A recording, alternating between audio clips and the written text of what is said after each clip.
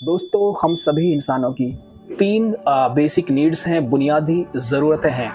एक रोटी यानी कि हमारा खाना, कपड़े और मकान। इनमें से दोस्तों अगर पिछली दो ज़रूरतों की हम बात करें, हमारा कपड़े और हमारे मकान, तो इनमें दोस्तों काफ़ी रेंज हमें देखने को मिल जाती है। अलग-अलग हैसियत से लोगों के पास अलग-अलग तरह के कपड़े होते हैं, अलग-अलग तरह के मकान होते हैं। कुछ झोपड़पट्टियों में रहते हैं और कुछ ऊंची-ऊंची इमारतों में रहते हैं। कुछ सस्ते कपड़े पहनते हैं और कुछ बहुत ज़्यादा महंगे कपड़े पहनते हैं। पर दोस्तों कहीं न कहीं जो इनका काम होता है वो यही होता है कि कपड़े हमारा जो तन, हमारा शरीर, हमारा जिस्म होता है, इसे ढकने के काम आते हैं। और जो हमारा मकान होता है, ये हमारे सर के ऊपर एक छत का काम करती है और हमें प्रोटेक्शन देती है। दोस्तों, आज की इस वीडियो में मैं इस पहली ज़रूरत जो हमारी रोटी यानी कि खाना होता है, इसी पे आपका ध्यान खींचना चाहूँगा और बताना चाहूँगा कि खाने का हमारे जीवन पे या हमारी लाइफ पे क्या इम्पैक्ट पड़ता है, क्या असर पड़ता है। तो दोस्तों, अगर आप वीडियो में पहली बार इस चैनल पे हैं तो आप हमारी इस चैनल को सब्सक्राइब करके हमारी इस छोटी सी फैमिली का हिस्सा बन सकते हैं। आपके लिए महज एक सब्सक्रिप्शन है, पर आपका सब्सक्रिप्शन हमारे लिए काफ़ी ज़्यादा इम्पोर्टेंट है। दोस्तों, खाना हमारे ज़िंदगी के सफ़र को तय करता है। ये एक एनर्जी की तरह काम करता है, जैसे कि गाड़ी या व्हीकल्स में पेट्रोल होता है या फ्यूल होता है कि हम कितनी दूर तक जाएंगे। और उसी तरह से खाने का हमारी ज़िंदगी में या हर किसी की ज़िंदगी में ख़ासा रोल है।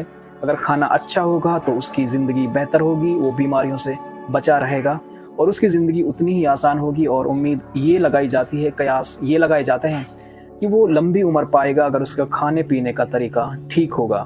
दोस्तों, खाने को अगर थोड़ी देर अलग रख दें और हम अपने कपड़े और मकान पे थोड़ी सी बात करना चाहें, तो इससे अगर हमारी क्वालिटी में फ़र्क होगा, सस्ते कपड़े होंगे या महंगे कपड़े होंगे, तो हमारे जिस्म पे बहुत ज़्यादा डायरेक्ट फ़र्क नहीं पड़ेगा। मकान कच्चे होंगे या फिर बड़ी बड़ी इमारतें होंगी, हमारे जिस्म पे या हमारी लाइफ पे इतना ज़्यादा इम्पैक्ट नहीं पड़ेगा। लग्जेरियस लाइफ हमारी हो सकती है, पर हमारी जो बेसिक नीड्स हैं वो हमारे कच्चे मकान से भी पूरी हो सकती है। पर दोस्तों, अगर हमारे खाने की क्वालिटी अच्छी ना हो, बेहतर ना हो, तो फिर दोस्तों हमारी ज़िंदगी में और हमारे हेल्थ पर इसका काफ़ी ज़्यादा बुरा इम्पैक्ट पड़ सकता है। और अगर खाने की सोर्स की तरफ जाना चाहें कि हमें खाना किस सोर्स से मिलता है, तो सोर्स है दोस्तों हमारे किसान।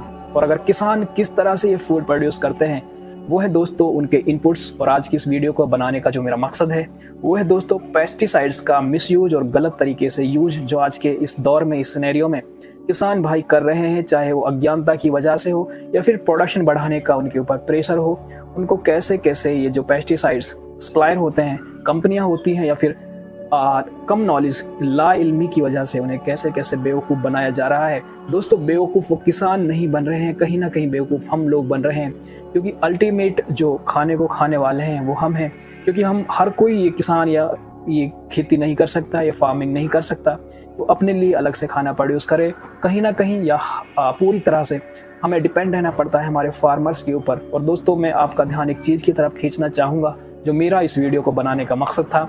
दोस्तों, हमारे जितने भी पेस्टिसाइड्स डीलर हैं, सप्लायर हैं, उनमें से ज़्यादातर, मैं सभी की बात नहीं कर रहा हूँ, उनमें से ज़्यादातर ऐसे हैं जिनके पास एसेंशियल क्वालिफिकेशन नहीं है, उनके पास पर्याप्त प्रमाण पत्र नहीं है कि वो इन केमिकल्स के साथ डील कर सकें। खास तौर से जो पेस्टिसाइड्स होते हैं दोस्तों, पेस्टिसाइड्स ऐसे केमिकल्स होते हैं जिनका मॉलिक्यूल्स किस ढंग से चेंज किया जाता है, उनकी केमिस्ट्री किस ढंग से बदली जाती है, वो इंसेक्ट्स को किल करते हैं और हमारी क्रॉप्स को, हमारी फसलों को कीड़ों से, कीट पतंगों से बचाते हैं। दोस्तों, कहीं ना कहीं ये पेस्ट लाइफ को ही मारते हैं, किल करते हैं इंसेक्ट या पेस्ट की फॉर्म में। तो जो केमिकल किसी लाइफ को ख़त्म कर रहा है, वो कहीं ना कहीं कुछ ना कुछ हमारे शरीर को भी नुकसान पहुंचा रहा होगा।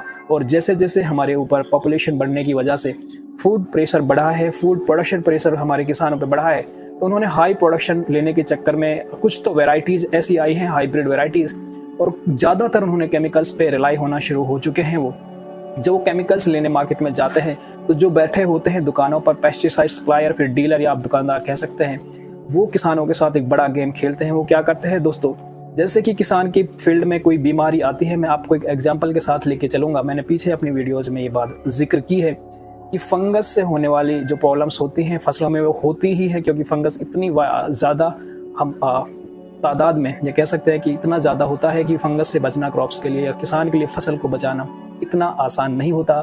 दोस्तों, फंगस की दो मैं कैटेगरी लेके चलूँगा। फंगस एक अटैक करता है सरफेस के ऊपर, और एक अटैक करता है प्लांट्स के रूट्स में या फिर सिस्टम के अंदर। तो इनसे डील करने के लिए पेस्टिसाइड्स कंपनियां होती हैं, फंजीसाइड्स जो कंपनियां होती है, फंजीसाइड्स बनाने वाली जो कंपनियां होती है, इन्होंने 2 तरह के फंजीसाइड्स मार्केट में उतारे हुए हैं। एक कॉन्टैक्ट फंजीसाइड्स, ऐसे फंजीसाइड्स होते हैं कि अगर इन्फेक्शन लीफ की सरफेस पे है तो वहाँ पर फंगस फंजीसाइड्स या दवा का हम स्प्रे करेंगे और वो बीमारी हमारी ठीक हो जाएगी। प्लांट के सिस्टम से छेड़खानी करने की कोई भी ज़रूरत नहीं है। एक दूसरा टाइप का इन्फेक्शन होता है जो रूट्स में होता है, वहाँ पर फंजीसाइड्स या दवा का पहुँचना काफ़ी मुश्किल होता है। ऐसे में इंट्रोड्यूस होते हैं सिस्टमिक फंजीसाइड्स। उनका स्प्रे आप लीफ पे करें, स्टेम पे करें, कहीं भी करें, वो प्लांट्स के सर्फ सिस्टम में एक बार एंट्री कर जाते हैं और फिर से अपना काम परफॉर्म करते हैं और इस तरह से वो डिजीज़ को कंट्रोल करते हैं, फंगस को कंट्रोल करते हैं। दोस्तों, किसान जब किसी दुकान पे जाता है वहाँ पे, तो उसे अपने सिम्टम्स जो वो बताता है तो उसे दोनों तरह के फंजीसाइड्स दे दिए जाते हैं, कॉन्टैक्ट भी, सिस्टमिक भी। तो हमें एज ए सप्लायर या एज ए डीलर, जो दुकानदार होने के नाते हमारे पास पहले सही नॉलेज होनी चाहिए। हमें आइडेंटिफिकेशन करेक्ट करना चाहिए कि इसमें कौन सी बीमारी है, किस बीमारी की वजह से ये सिम्टम्स अपीयर हुए हैं। क्योंकि प्लांट्स बोल नहीं सकते, तो हमें सही आइडेंटिफिकेशन करना बेहद ज़रूरी है। और अक्सर किसान को जहाँ सिर्फ एक केमिकल की ज़रूरत थी, वहाँ पे एक्स्ट्रा 2-3 केमिकल्स दे दिए जाते हैं जो किसान अपने फील्ड में जाके उनका स्प्रे करता है। इससे नुकसान 2 होते हैं। दोस्तों, एक तो हमारे किसान के ऊपर फाइनेंशियल प्रेशर आता है, उसके ऊपर आर्थिक एक बोझ पड़ता है, उसके पैसों का लॉस होता है। दूसरा दोस्तों, अननेसेसरी केमिकल्स हमारे इकोसिस्टम में, हमारे सॉइल में, हमारे वाटर में, वाटर चैनल्स में एंट्री कर जाते हैं और वो ही केमिकल्स किसी ना किसी फॉर्म में हमारे शरीर तक आते हैं और बाद में हमें डिजीज़ बीमारियां करते हैं और फिर हम ऐसी डेडली डिजीज़ जैसे कि कैंसर और स्किन प्रॉब्लम्स और भी हार्ट अटैक, न जाने कितनी ऐसी भयंकर बीमारियां हैं या लाइलाज बीमारियां हैं जिनका कोई भी इलाज नहीं है, इन केमिकल्स की वजह से होते हैं। डायबिटीज़ आप देखते हैं कि आम हो चुका है। दोस्तों, अगर इन केमिकल्स के इस तरह के यूज को बहुत जल्दी कंट्रोल नहीं किया गया तो दोस्तों तब तक देर हो चुकी होगी कि हमारे शरीर में जो हेल्थ इश्यूज हैं उतने ज़्यादा बढ़ जाएंगे कि इन्हें कंट्रोल करना काफ़ी ज़्यादा मुश्किल हो जाएगा। तो जो भी एग्रीकल्चर या फिर इस फील्ड की जानकारी रखते हैं, ये इनकी जिम्मेदारी है कि ये किसानों को सही मार्गदर्शन उनका करें, सही गाइडेंस उनको दें। और किसान की भी ये जिम्मेदारी है कि वो खुद इतना जागरूक हो और कुछ पढ़ने की, लिखने की कोशिश करे। आजकल जो ये टेक्नोलॉजी का दौर है, यहाँ पर कहीं से भी वो इन्फॉर्मेशन कलेक्ट कर सकता है और जिम्मेदारी है किसान के ऊपर कि वो सही दवा का सिलेक्शन करे और सही डोज, सही केमिकल का स्प्रे करे। जहाँ पर जिस केमिकल की ज़रूरत है वही केमिकल यूज़ करें, अननेसेसरी केमिकल्स का यूज़ ना करें खाली प्रोडक्शन बढ़ाने के लिए। इससे बहुत ज़्यादा सोसाइटी का, हम इंसानों का नुकसान हो सकता है। आप किसी भी तरह से इस सिस्टम का, इस चैन का हिस्सा हैं, आप फार्मर हैं तो आपके ऊपर जिम्मेदारी है, आप डीलर हैं, सप्लायर हैं तो आपके ऊपर काफ़ी बड़ी जिम्मेदारी है। या फिर आप अगर एग्रीकल्चर फील्ड की नॉलेज रखते हैं तो आप इंफॉर्मेशन की शक्ल में किसानों तक अपनी बात पहुंचाएं। इससे आप ये समझें कि आप सोसाइटी की हेल्प कर रहे हैं, कहीं ना कहीं अपने मुल्क की हेल्प कर रहे हैं। और एक देशभक्ति का मेरी नज़र में बेहतरीन एक नज़ीर, ये एक मिसाल है, एक एग्जाम्पल हो सकता है कि हम इंसानों की हेल्प करें, उनकी हेल्थ की हेल्प करें और उन्हें बीमारियों से बचाएं। और किसान के ऊपर भी ये जो अननेसेसरी फाइनेंशियल बर्डन आ रहा है उससे किसान बचें तो कहीं ना कहीं उनकी आय में भी वृद्धि होगी। बस इन्हीं शब्दों के साथ मैं इस वीडियो को यहाँ पर ख़त्म करना चाहूँगा। अगर आप मेरी बात से इत्तेफाक रखते हैं, एग्री हैं, तो आप इस वीडियो को लाइक करें, ज़रूरतमंद दोस्तों के साथ साझा करें और अगर आप चैनल पर नए हैं तो एक बार सब्सक्राइब करके हमारी इस छोटी सी फैमिली का हिस्सा बन सकते हैं। मिलते हैं एक और इम्पोर्टेंट इन्फॉर्मेटिव वीडियो के साथ। तब तक आप अपना और अपनी फैमिली का ख्याल रखिए। धन्यवाद।